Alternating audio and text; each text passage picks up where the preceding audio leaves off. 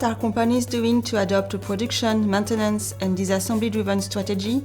How successful have their actions been so far, and what can they do to be more effective?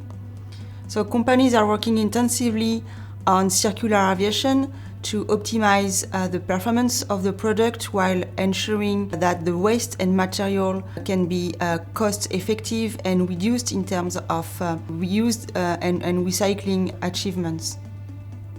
So to do so, manufacturers have to work a lot on the disassembly design, not only at the end of life, but especially during the design early stages of the product development. And this is something that is really important because this is really a matter of the whole product life cycle from the raw material extraction until the end of life of the product.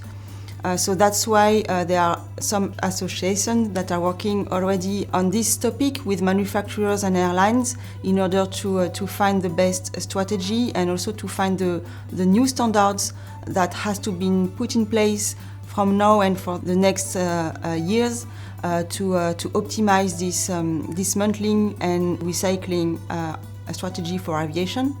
So in terms of figures, some research programs like Pamela from Airbus have demonstrated that more than 85% of the aircraft material can be recycled, reused or recovered, compared to only 60% in 2005.